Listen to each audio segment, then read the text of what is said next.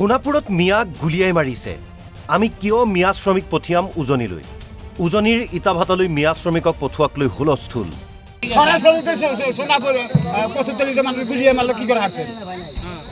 আপনি কি করবার পারছেন সে জায়গায়? কি করব আমি তো তাহলে আপনি কেন মুসলিমে আর বাকি মুসলিম কোন বিপদে ফেলান? তাহলে আমারই দোষ হয়ে গেল আর বাকি মাইছে নেব কিছু হবে না। উজনি তথা উত্তৰ অসমৰ ইটাভাটাত এতিয়া অচলাৱস্থা, কাৰণ শ্ৰমিক নাই। যিবোৰ মিয়া শ্ৰমিকে কাম কৰি আছিল ধিংকাণ্ডৰ পাছত উজনিৰ দল সংগঠনৰ সকিয়নি পাই সকলো পলাল।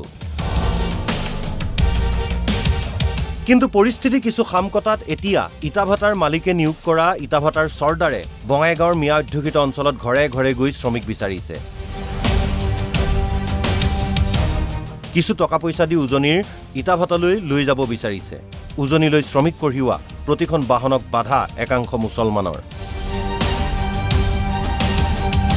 শ্ৰমিকৰ বয় বস্তু গাড়ীৰ পৰা নমাই বাধা দিলে। এইটো আমি আজি মালিকে কৈছে যে আমাৰ মানুহ আহি আছে কিছুমান জাগাত থেকে, তাহলে তো মানুহকে উঠা কি এটা কৰি আছে মানুহ উঠা। ঠিক আছে দাদা আমি উঠাই দিম, কিন্তু যাওয়ার ইচ্ছা আপনার আমার না। আমি হ্যাঁ পয়সা লৈছোঁ আপনার, মই মানুহ আনি দিছোঁ কৈ আছে। আমি অলপ কম শুনি আছোঁ পুৰা সময়ত মিয়া মানুহ ৰিক্স ল'ব নোৱাৰোঁ। লৈ আছে আমাক কৈ আছে, আমি এইটো কাৰণে গাড়ী লগাইছোঁ। এতিয়া নাই এইটো আমাক খালি পইচা দিছে, কৈছে বেলেগ ভাটাৰ গাড়ী আহি আছে, তহঁতে কিয় না উঠা। ইটাভাটাৰ চৰ্দাৰৰ এনে কাৰ্যত মানিকপুৰত হুলস্থুলীয়া পৰিৱেশ। বঙাইগাঁৱৰ মানিকপুৰত মুছলমান সংগঠনে বাধা দিলে মিয়া শ্ৰমিকক। উজনিলৈ মিয়া শ্ৰমিক নিয়া লোকক জবাবদিহি একাংশৰ। মুছলমান হৈ কিয় উজনিলৈ মিয়া শ্ৰমিক নিয়া বুলি প্ৰশ্ন।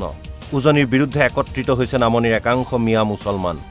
কোনো কাৰণতে উজনিলৈ যাবলৈ দিয়া নহ'ব মিয়া শ্ৰমিকক। ডাইরেক্ট আমার ঘরত গেছে, যাই কই আছে যে হয় পয়সা দিয়ক নহলে গাড়িত উঠক। আমি পারমিশন আনছি। তাৰপিছত মই কৈছোঁ যে ৰাইজৰ মানুহ মোক এনে হেন কৈ আছে, কিবা তাতে গ'লে মানে মোক কাটব ই কৰিব, মই ৰিস্কটো কোনে ল'ব বা পারমিশন আমি লৈছোঁ। আমার দুটা মানুষ লেবার দুটা ওনে আছে, তাতে তাক সুধিলোঁ যে কি ক'ত যাই আছা? তই বাটাত যাই আছোঁ। মই ক'লোঁ যে বাটাত যে যাই আছা তোমালোকে, এনেকুৱা এনেকুৱা কথা পৰিস্থিতি অসমত চলি আছে যে সিফালে গ'লে আমাৰ হেমন্ত বিশ্ব শৰ্মা ডাঙৰীয়া ৰিক্স নলয়। এই কেইটামান দল সংগঠনে এনেকুৱা কৈছে মিয়া খেদিব লাগে উজনি অসমৰ পৰা। তোমালোকে যদি যোৱা, যদি কিবা এটা হৈ যায় ৰিক্স কোনে ল'ব?